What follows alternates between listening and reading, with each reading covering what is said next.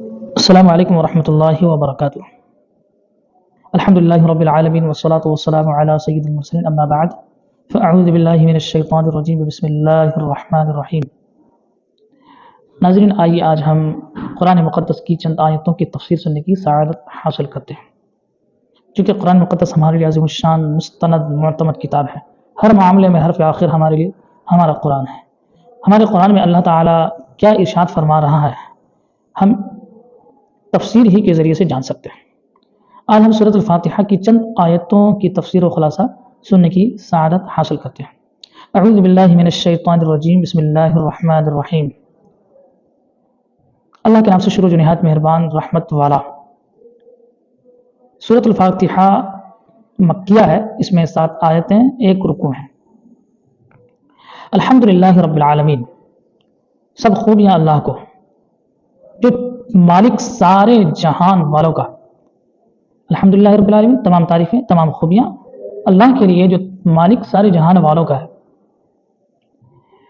سورہ فاتحہ کے بہت سارے نام ہیں۔ سورۃ الکنز، کافیہ، وافیہ، شافیہ، شفا، سبع مثانی، نور، رقیہ، سورۃ الحمد، سورۃ الدعاء، تعلیم المسئلہ، سورۃ المناجات، سورۃ التفویض، سورۃ السوال، ام الکتاب، فاتحۃ القرآن، سورۃ الصلاح، اور بھی کئی سارے نام ہیں۔ اس کا شان نزول کچھ یوں ہے، یہ مکہ مکرمہ یا مدینہ منورہ یا ان دونوں میں سے کہیں بھی، یعنی مدینہ منورہ میں بھی، مکہ مکرمہ یا مدینہ منورہ دونوں میں نازل ہوئی۔ اب یہ کہ دونوں جگہ کی نزول کی الگ الگ صورتیں ہیں۔ عامر بن شرجیل سے منقول ہے کہ نبی کریم صلی اللہ علیہ وآلہ وسلم نے حضرت خدیجہ رضی اللہ تعالی عنہا سے فرمایا، میں ایک ندا سنا کرتا ہوں جس میں اقرأ کہا جاتا ہے۔ ورقہ بن نوفل نے کہا کہ جب یہ ندا آئے تو آپ اطمینان کے ساتھ سنیے گا۔ حضرت جبرائیل علیہ السلام ایک مرتبہ حاضر دربار ہوئے، نبی کریم صلی اللہ علیہ وسلم کی بارگاہ میں حاضر ہوئے، کہنے لگے، فرمائیے، کہیے، بسم اللہ الرحمن الرحیم، الحمدللہ رب العالمین۔ اسے معلوم ہوتا ہے کہ نزول میں یہ پہلی صورت ہے، مگر دوسری آیات سے جو معلوم ہوتا ہے، دوسری روایات سے معلوم ہوتا ہے کہ پہلے سورہ اقرا نازل ہوئی۔ اس صورت میں طالباً بندوں کی زبان میں کلام فرمایا گیا ہے۔ کس طرح سے؟ الحمدللہ رب العالمین، سب خوبیاں، تمام تعریفیں اللہ کو جو مالک سارے جہان والوں کا۔ حمد یہ ہر محترم شان کام سے پہلے کرنی چاہیے۔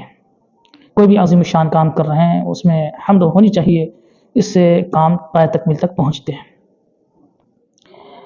رب العالمین کا لفظ یہاں استعمال ہوا ہے، اس میں رب کے کئی معنی آتے ہیں، مالک، پروردگار، پالنے والا، اور کئی معنی۔ عالمین ما سوى اللہ عالم کہلاتا ہے، یعنی اللہ کے سوا جو بھی ہے وہ سب عالم ہے۔ اس آیت کریمہ کے اس حصے سے کہ مالک تمام عالم کا، اس سے عالم کا حادث ہونا ثابت ہوتا ہے۔ یعنی عالم حادث ہے، یعنی عالم پہلے پیدا نہیں ہوا تھا، بعد میں وجود آیا، بعد میں وجود میں اس کو لایا گیا۔ یوں ممکنہ اور حادث کا جو مالک ہوگا وہی معبود برحق ہے، یعنی رب اللہ جل جلالہ ہی عبادت کے لائق ہے۔ الرحمن الرحیم، جو بہت مہربان، رحمت والا، مالک یوم الدین، روز جزا کا مالک۔ روز جزا کا مالک یعنی مرنے کے بعد جب دوبارہ اٹھایا جائے گا اس وقت کا مالک، یعنی قیامت کا مالک، روز جزا کا مالک۔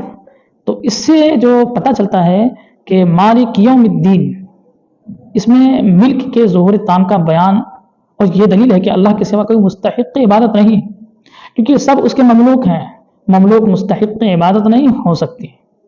اس سے معلوم ہوا کہ دنیا دار العمل ہے۔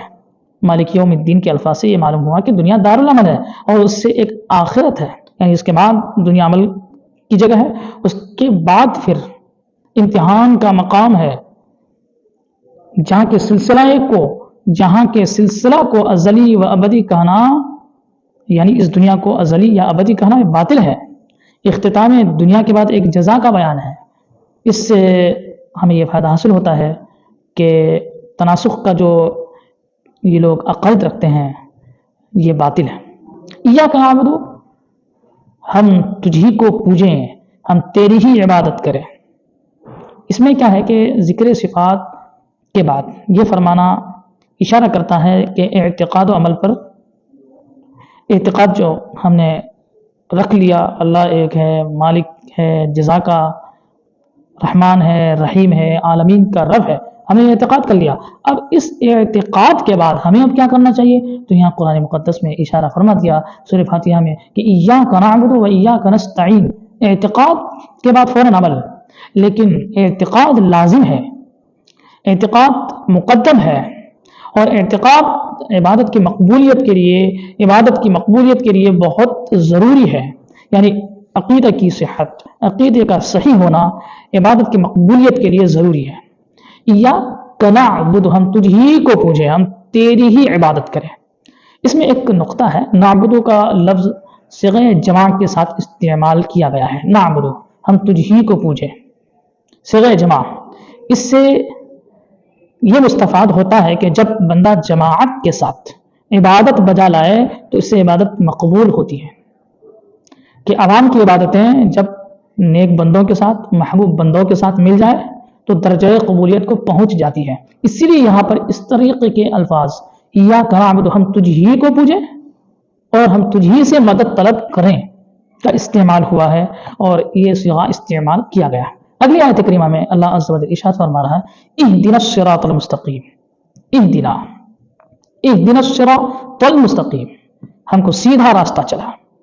سیدھا راستہ، اب سیدھا راستہ کون سا ہوگا؟ تو صراط مستقیم. کون سا؟ سیدھا راستہ. اہدنا الصراط المستقیم، ہمیں سیدھے راستے پر چلا. اچھا، اس سے پہلے یہ جو ایاک نعبد و ایاک نستعین پر ایک نقطہ ہے جو ہمیں سمجھنا بہت زیادہ ضروری ہے. اسی آیت کریمہ کو لے کر بعض ناعاقبت اندیش قرآن و حدیث کو جاننے کے باوجود، یا تو جانتے نہیں، اگر جانتے ہیں تو جان بوجھ کر یہ غلط مطالب اور غلط مفاہیم نکالتے ہیں. ایاک نعبد و ایاک نستعین، اور ہم تجھ ہی سے مدد طلب کرتے ہیں. یہ لفظ جو استعمال فرمایا ہے تو اس سے یہ کہتے ہیں کہ اللہ کے سوا کسی اور سے مدد نہیں مانگنا چاہیے. یاد رکھیے، حقیقتاً مدد فرمانے والا، مستعان، مددگار وہی ہے، اللہ تبارک و تعالی ہے. باقی آلات و خدام و احباب وغیرہ یہ سب عون الہی کے مظہر ہیں، یعنی اللہ تبارک و تعالی کی مدد کے مظہر ہے. بندے کو چاہیے کہ اس پر نظر رکھے.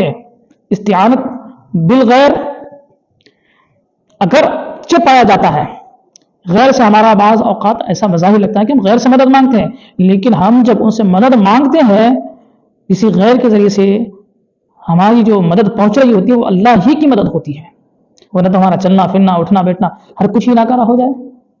قرآن پاک میں باضابطہ تعینوا بقوۃ، میری مدد طاقت سے کرو، اس طرح کے الفاظ آئے ہیں. استعینوا بالصبر والصلاۃ، صبر اور نماز سے مدد چاہو. اس طرح سے تعینونی یا عباد اللہ، اغثنونی عباد اللہ، حدیث کے الفاظ ہیں، اے اللہ کے بندو ہماری مدد کرو. اس طرح کے الفاظ قرآن اور احادیث میں، یعنی جس میں یہ پایا جاتا ہے کہ اللہ جل جلالہ حقیقی مدد فرمانے والا تو ہے، لیکن اپنے بندوں سے بھی مدد کرنے کی اجازت دیتا ہے. احادیث مبارکہ سے باضابطہ طور پر ثابت ہے. جیسے مثال کے طور پر کوئی شخص جنگل میں بھٹک گیا، کوئی مددگار نہیں ہے، کوئی خبر دینے والا نہیں ہے راستے میں، تو حدیث پاک میں آیا کہ اس ایسی صورت میں آپ یہ اس طرح سے دعا کرو اور ندا کرو، اس طرح سے آواز دو، اے اللہ کے بندو ہماری مدد کرو، اے اللہ کے بندو ہماری دستگیری کرو. اس طرح کے الفاظ آئے ہیں.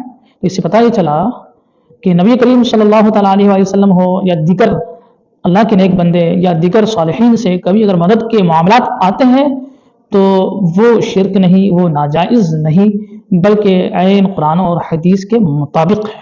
اللہ تبارک و تعالیٰ عمل کی توفیق عطا فرمائے. آمین بجاہ نبی کریم صلی اللہ علیہ وسلم. اگلی آیت کریمہ جو ہماری باقی رہ گئی ہے انشاءاللہ اللہ نشاء اگلی ایپیسوڈ میں سننے کی سعادت حاصل کریں گے. صلو علی الحبیب صلی اللہ تعالیٰ علی محمد.